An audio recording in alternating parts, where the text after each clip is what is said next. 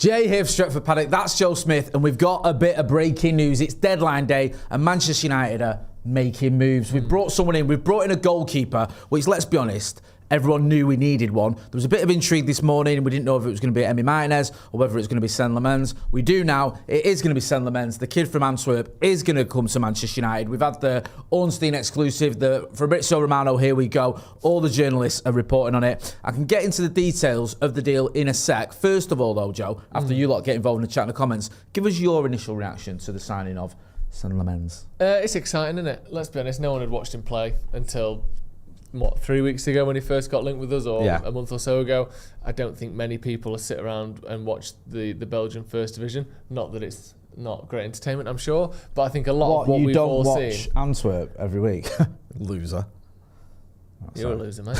No, I don't think a lot of people watch that league, let's be honest. And therefore, I think a lot of us are coming to this player with sort of fresh eyes, no preconceptions, which can be a good thing, can be a bad thing. From what I've seen of him and from what people are saying about him, I think he's a very promising young goalkeeper. He looks like he's already doing good things in terms of his shot stopping, his collection from crosses, which I wonder if that is a real driving factor in this, because not only is it such a weakness of Onana and Bayindir, how bad they are from crosses, it seems to be the next wave of focus in the Premier League is set pieces. Arsenal have led the way in this. I think they've scored 50% more set pieces than anyone else in the last 12 months. And it's obviously something that people are going to follow. Maybe the next 2 to 5 years of Premier League, kind of everyone's trying to find these marginal gains. Set pieces is going to be a big part of that. So if he's someone that is excellent at stopping that, you can maybe sort of forego a little bit of the ball playing ability for someone that's actually going to be stopping goals week in, week out. It sounds like a very promising signing. Again, 21 million quid. I'm not expecting him to be the best keeper in the world, but get rid of the weekly clangers, not have this obvious sort of ludicrous weakness that is just a nightmare every time a ball gets put in the box, and we'll go from there. I'm all right with that. Yeah, no, I agree. I agree.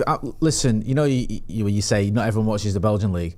I don't know most of our signings other than like Brian and Bumo and Matheus Cunha. I didn't see anything of Benjamin Sesko, to be honest with you, other than some clips on YouTube. And when we always talk about whether we think Ugarte is any good, I'm only going off what we saw at United because I didn't watch him much for PSG as well, so I've certainly not watched this kid. But you have to sort of have a little bit of faith and trust in the United hierarchy. And also, let's be honest, we needed a change. I'm not just saying go out and get anyone, but this kid's obviously a very promising young goalkeeper. We cannot carry on the way we have been. My only concern is, at this moment, I don't want to be negative because it is a signing, it's a positive, is the backup option isn't great. Because if he doesn't work out, then we're coming in, you're going to go, what, bring Bayindir back if he sticks around, or bring Onana back in. Like, those two have just been sort of covering themselves in the opposite of glory. Who? Yeah, basically. So maybe even Tom Eaton as your backup might be the best way to go. I'm not trying to be silly. I think that might be a good option for you because at least he's relatively secure. We'll get into some of the chat in the comments. Let us know what you think, and then I'm going to go into the details, or the devil in the details of this move, and then we'll come back to you, Joe. Sam said, sorry, good name for a podcast. What's that? Devil's in the details. Is that what you were saying a few years ago? That's what I want the show with Carl Anker to be. Yeah, that was it. Sorry, I knew that was one of your little suggestions that we ignored. Sam says, you should watch AJ analysis video on Lammens from a month ago. His weakness is crosses and corners. He's meant to be good at that, isn't he? John Bolt, I thought when you look at his numbers, what people say, he's good at claiming crosses. Oh, God. Ernest Wright says, you think one of the keepers will go out on loan? Well, I just wonder if we're still going to sign Emi Martinez and then send him out on loan. That'd be a great move for Manchester United. Buy him and then go, we don't need you, so we'll loan him out straight away. I think we should loan him and then loan him again. Can he be? Is that legal? Can he be on the double loan? Can we loan him in? Yeah, and then loan him to someone else. We don't need him. We'll loan him out. Yeah, we'll loan him back to Villa. Yeah. Wow, but for a fee. I want them to pay a percentage of his wage. That's the Sir Jim Ratcliffe way. Yeah. Kutzwalano Millet says, I hope we've signed the world's most boring goalkeeper. That is a great shout. I hope we have. I hope when I leave Old Trafford, or I mean you were sat here, we are not talking about the goalkeeper. I hope it's almost like, oh yeah, he played today. Because every time we are talking about the goalkeeper, it's usually about some calamity that's occurred on their watch. So that's actually a really good shout. Ross Murphy says, I remember watching the Clangers, laughing emoji, showing your age. Now get Wharton, says Dave Grant. We'll get to other potentials in a minute. Let's talk a little bit more about the Lammens deal. This is via Laurie Whitwell. So the deal agreed £18.2 million sterling, plus 3.5 million in add-ons. No sell-on clause. Personal terms agreed on a 5-year contract. All parties working towards a deal before 7 p.m. United no longer pursuing Emi Martinez. It's easy now we've got him to go, well, I always wanted this kid anyway. Yeah. Right. Didn't care. Didn't like the other one anyway. But was this your preference of the two? Yeah, my preference was to not get Emi Martinez. I don't think he's any good. I think he's all right. I think people like him because he's a bit wacky and a bit, shithousery and all that stuff people like, until it's your club that he's playing for and he's more wacky than he is good. Yeah. Whenever I watch him, I feel like he's just, I don't know, just an odd guy doing odd things. And he's a talented goalkeeper, Emi Martinez. He's not like awful. Yeah. But I think, an on-form Andre Onana is as good a keeper as Emi Martinez is. I know obviously he's massively out of form now, and that's the whole problem. But I was never keen on that as a deal. I think I know less about Lammens, and maybe that's why I'm more excited by the deal. Maybe once I do find out what he's good at and what he's not properly by seeing it, I won't be as excited. But I just think Martinez is 32 as well. He's not young. It's not like he's going to get better or change. He is who he is. I don't know. If Villa want to get rid of him, I'm not sure that United should be trying to bring him in. And obviously, by the sound of it now, we're not going to. The other point in this as well, that as it stands, there's no sort of deal in place or plans in place to get rid of either Onana or Bayindir. Yeah. That's mental to me. Because you can't have 4 goalkeepers on the bench. I mean, 3 on the bench, sorry. 2 on the bench is unusual. Yeah. So what? So you either got your £50 million keeper not in the squad, or you've got Bayindir and Tom Heaton not in the squad. What's training going to be like? What's the atmosphere going to be like? It's like, I don't know. How does that work? You can't have 4 keepers in your squad. I'd imagine that Andre Onana will want to get a move somewhere. You'd hope so. Like, I don't know, Cameroon in the World Cup? I don't know. I don't think it's not. They've got AFCON as well. I know they've got AFCON. I mean, let's be right. They probably could still be in the World His Cup. last trip to AFCON was a complete and utter disaster. Yeah. Where he got a private jet to get there because it was like, he needs to get there because he's so important to us. I think, did he miss one game, then came in for the second game, was terrible. Fell out with the manager. And then got replaced by his cousin who plays in the French 3rd division or something. I mean, it couldn't have gone any worse. I could have done what he did. I was just trip to AFCON. Shut up. Yeah. Don't ask me. Just shut up, yeah? Seriously, I don't want to talk about it. I'm going in my room. It didn't go according to plan. Let me know what you think. J-Bone McSwiggins says, nice shirt, Joe. Beatles, away shit. Yeah? You can sit there smirking, you little scouse lover. Say no more. Sammy One Ball says, Steve Leo Beck.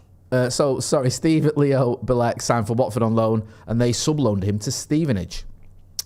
Joshua Bowater says, do we know that's like when you're renting. Well, no, because I was just responding to the comment. Yeah. Thanks, Sammy. Sorry, Jay wanted to just run past. Sorry, I was reading another chat, and Joe didn't care about Joshua Bowater's reading something more important than you. No, I've already read his chat. Yeah, I'm going to comment and reply to it. Right, well, continue. Permission granted. Didn't need it. That's like when if you're renting a flat, and then when you go on holiday, you rent your room out to Airbnb, isn't it? That's because a lot of landlords won't let you do that. So very, very good, Steve Leo Belek. Enjoy your time in Stevenage. That's absolutely mad. There's a sentence I don't hear every day. Yeah. Joshua Bowater says, do we know the extent of Mount's injury? No. United career so far is comparable to a tampon. In for a week, out for 3. That's a bit crass. Also, really. For half 12 or 10 to 1 on a Monday. Yeah, it falls apart. They're not reusable, man. You don't put it back in after 3 weeks. Really? Yeah. This is the road you've taken us down. Joshua Bowater's in the chat a lot. Come on, son. See, this is one chat you've dwelled on. You don't want me to dwell on the last one? Well, yeah, it's a super chat. You've got to read it. That's a good point. Jed91 says, Lammens feels like a Euro type buy. Love that. Let's show. John Bolt, welcome to the first team. I think I might have already read that out, but I'll read that out again. Jed91 says, you missed my super chat. No, I've not read it.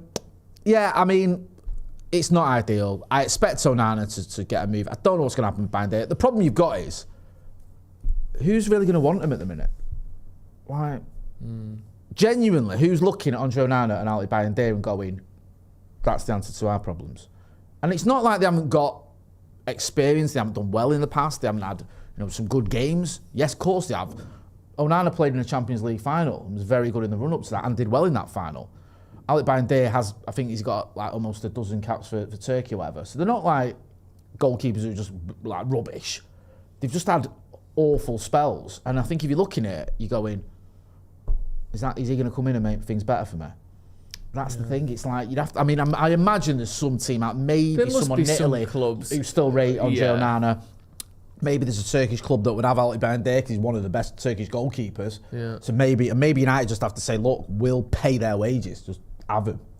I know that's not ideal, but keep sitting here, just for the sake of the harmony in the squad or whatever, and for the future possibility of selling both of them, and I imagine both of them are going to be up for sale, then you have to get them playing football. Let me know what you think. Get involved in the chat and the comments. Owen Walker still has a good rep in Italy. Yeah, I imagine Andre Onana will, he's one of the few goalkeepers who's been to a Champions League final with an Italian club in the last 10 years. Not like loads of people have done that. No. So that's got to count for something. Jasawa Benga says, past year, Lammens ranked in the 99th percentile of all goalies competing outside of Europe's top 5 leagues by stopping 13.2% of crosses that enter the penalty area.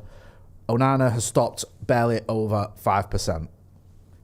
There you go. So that's good, isn't it? That is good. The thing is, right, with a goalkeeper, me and you were chatting about this upstairs earlier, you don't know until they play for United. Like, I said this, post Peter Schmeichel, right, no matter what we did, it didn't work. And it's almost like post-Fergie with managers. Like, we tried, right, Raymond van der Gaal, he was his understudy, he comes in, but he's getting old. I think he's about 38 or something. He couldn't last for long. He did well. We won a title, and then it was like, we need to replace him. Mark Bosnich, who'd been at United as a kid, gone to Villa and smashed it. So he had Premier League experience, won a trophy at Villa, did really well. So it's like, right, get him back, ticks all the boxes. He was a disaster. Fabian Barthez, World Cup winner. Like, best goalkeeper on the planet. I think if you went, who's the best goalkeeper, everyone would go, Fabian Barthez. He comes in. Again, I know we're in a title, but bit of a disaster, especially in some of the big games. Also, along the way, we had Massimo Tahibi, who came in for 3 games, and then he's become almost like a half-man, half-folk ballad. He was that bad. He's like some sort of, urban legend about Massimo Tahibi. He's terrible. The kids whisper about him, and you tell them not to, you get scared before bed if you talk about him. Yeah. And the sad thing was, he was man of the match in his first game at Anfield. So, bless him. Yeah. And then you had like Ricardo and then Tim Howard and Roy Carroll changing things and like swapping at half time and all that nonsense. So yeah, it just wasn't great, was it? Until we got in Edwin van der Sar. So until you get a goalkeeper and you don't know, even De Gea in his first season, you remember him and Anders Lindegaard were getting swapped about, weren't they? Yeah. And Fergie was quite critical of David De Gea at one point, saying he needs to find the consistency or whatever. So it is a bit of a worry because unlike all those goalkeepers or some of those goalkeepers we mentioned, we haven't got that ready understudy where if Lammens comes in and let's say you play him at the Etihad, let's say you play him against City, you go, right, look, straight in, and he has a stinker, you go, okay.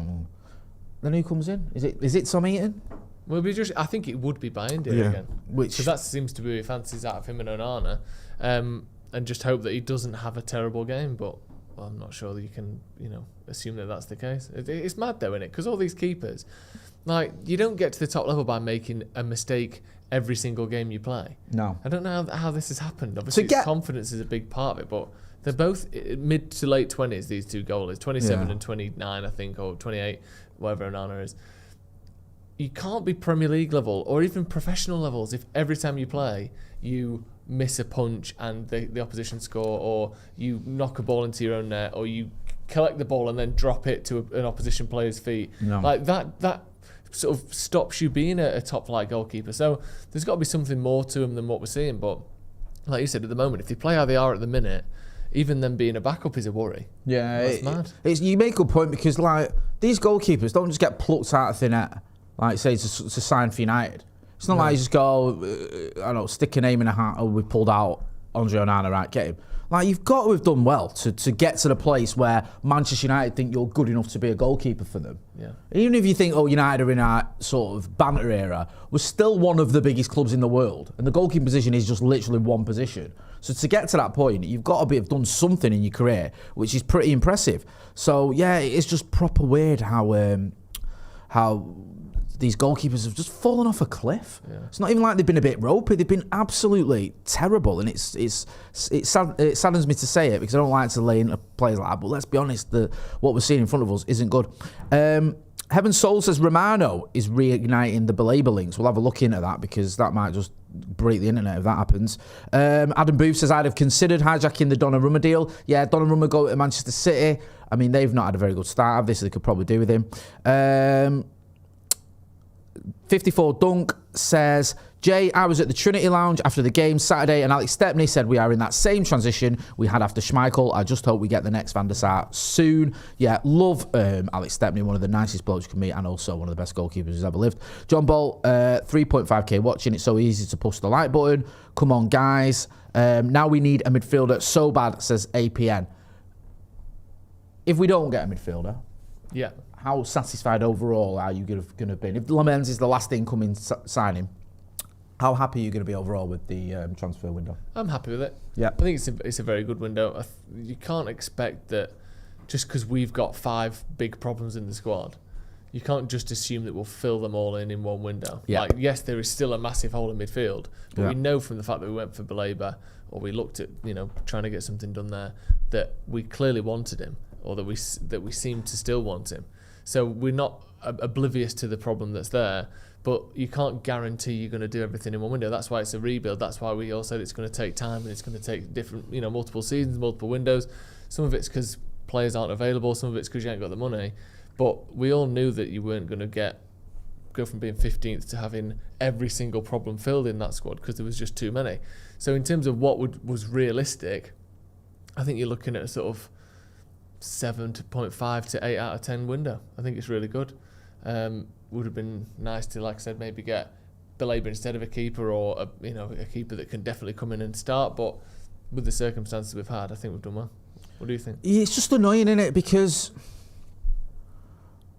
that me and you were chatting again. I keep referencing man, you'll chat. That's what we do.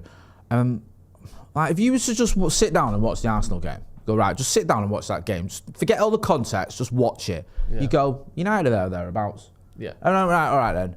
Sit down and watch the Fulham game. You go, not a great second half performance, but not that far off where we need to be. Yeah. All right, sit down and watch the Burnley game. Again, forget everything else. Just watch that Burnley game. You go, Jesus, we should have taken our chances there. We should have been 3 or 4 up. Yeah, like, it's got to be more clinical, but a win is a win. Yeah, it's that fucking Grimsby game that's just made everything look terrible. And it's like, actually, we're not awful. No. It's just that Grimsby game has made everyone go, United are just like, including the manager, it seems at one point, it was like, this is a disaster. And also the fact that, we lost the game against Arsenal and the fact we didn't pick up 3 points against Fulham when we were leading, that's give us this air of catastrophe. Maybe it's not that bad. I don't want to be all positive for no reason. But I don't care. It's not that, but like... We're not. We've been good in the league this season. Hasn't been disastrous when he's played. I know that's quite a low bar, but he hasn't. He's been all right. Like, Mainu came in he's done 45 minutes in the Premier League. Mount's done well when he's been playing. I know he's not been necessarily playing in midfield. Bruno is a flawed individual at times, but we know he can do a job. It's not like it's as bad as people are making out. No. And I think that if we don't get a midfielder, I don't think that means, right, well, United are done. That's it then. United are going to be 15th again. Are we? We shouldn't be. Also, let's not forget that Brian Mbumo, I don't want to go early, but he's genuinely the greatest player that's ever lived. Yeah, unless he's playing against Calvin Bassey. Yeah. Which I think we'd all struggle. Let's be honest. But I think that's what I mean. I think him and Cunha are 2 great signings. Sesko, we'll see. We need to get service to him and see what he can do with it. And hopefully Lammens can be an improvement over the keepers we've got. And then you had Dorgu, who wasn't here at the start of last season as well, who I think has been good.